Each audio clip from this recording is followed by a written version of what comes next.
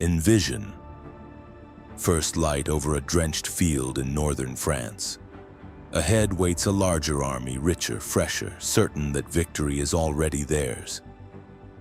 Across from them stands a force reduced by disease, hunger, and the march from Harfleur toward Calais. One side has title, steel, banners, and mass. The other has bowmen, discipline, and a king who understands he cannot outlast this fight. If this force shatters here, it does not walk out of France in one piece.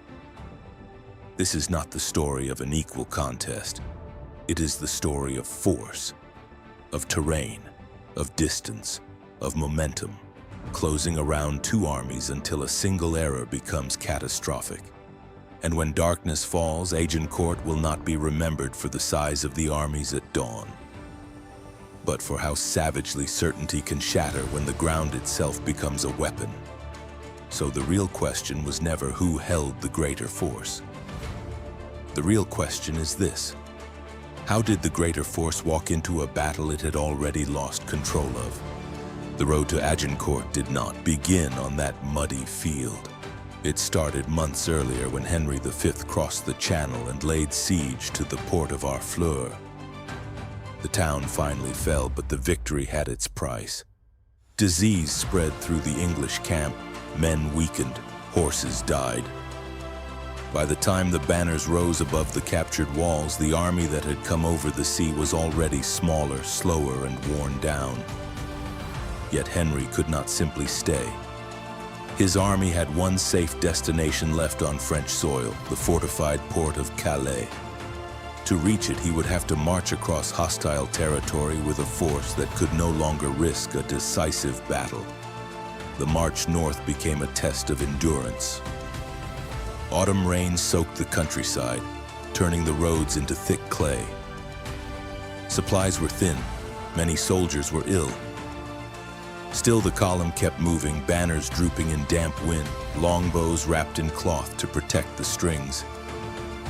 The army advanced in silence more often than not. Every mile mattered, because somewhere ahead, the French were gathering, and they were gathering in force. The French crown could not ignore an invading king marching openly through the kingdom. Noble households assembled their retinues. Armored riders arrived from across northern France. Men-at-arms gathered beneath banners marked with fleur-de-lis and the heraldry of powerful families.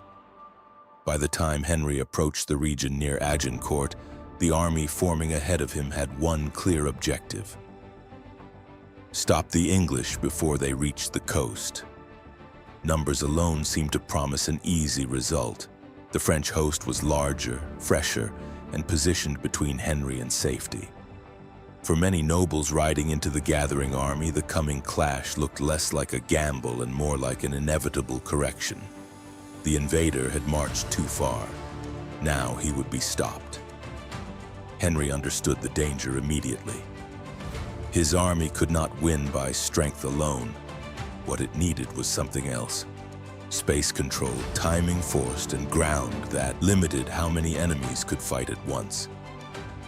The search for that advantage ended near a narrow stretch of farmland between two woods outside the village of Agincourt. At dawn, the armies faced each other across that constricted ground. English men-at-arms formed the center of the line. On the flanks stood rows of longbowmen. Before them, sharpened wooden stakes were driven into the earth, angled outward, waiting.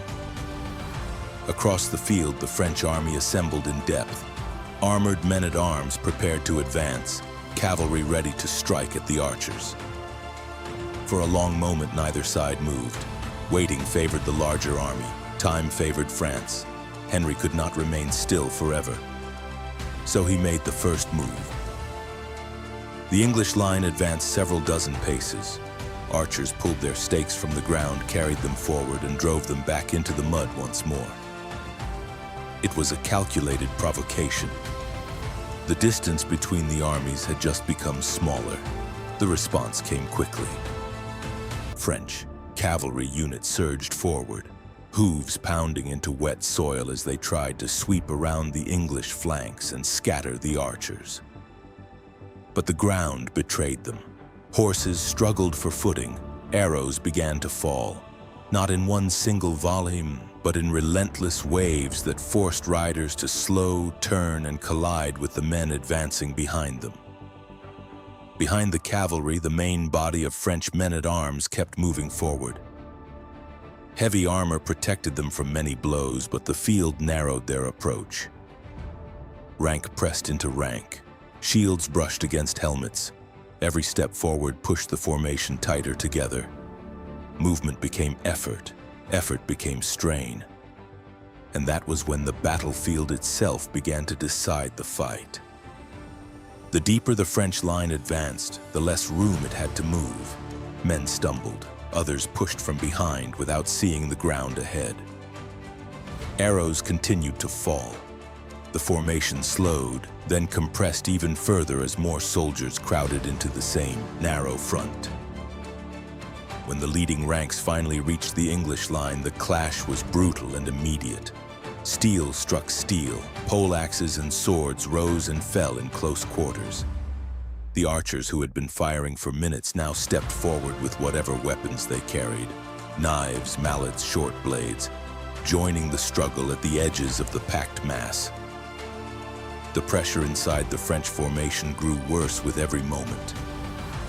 Fresh soldiers pushing from the rear had no clear view of what waited ahead. They advanced because the line moved, even if the space to fight had already disappeared. Armor that protected them in open combat now made turning, stepping, or rising from the mud far harder. And still the English line held. Archers moved along the flanks, striking where armor joints opened. Men-at-arms braced their footing and fought at arm's length. The longer the struggle continued, the more the French advance slowed into chaos rather than force. From a distance, the battle may have looked like two armies locked together. Up close, it was something else entirely. Bodies compressed together, weapons trapped between armored shoulders, men struggling to breathe beneath the weight of those pressing behind them. The moment of decision approached not with a dramatic charge, but with exhaustion. Movement inside the French ranks slowed further. Orders could not travel clearly through the packed formation. Units that had advanced confidently at the start were now trapped within their own momentum. What had begun as a confident advance was becoming something else. A struggle simply to remain standing in the narrow ground between the woods. And as the pressure built, the balance of the battle began to shift. The tension that gathered across that narrow field did not release gradually. It gave way all at once. What had started as certainty curdled into mass, noise, and blindness. Men pushing forward through bodies and mud until the ability to move simply ceased to exist. When the last blow fell, everything the numbers had promised had been undone. The greater force had been swallowed by its own advance, and the lesser army was still on its feet. Agincourt did not close the war, but it rewrote what strength meant on a battlefield. Composure, ground, and patience had dismantled an army that was built entirely on scale and prestige. For England, the outcome forged a king's legend and tilted the entire next chapter of the campaign. For France, the wound ran deeper than the field could contain. A single engagement decided in mud that shifted the weight of a generation-long war. So the question that lingers, when two forces collide beneath the same cold sky, what truly determines who walks away? Raw power, or the instant when command begins to dissolve?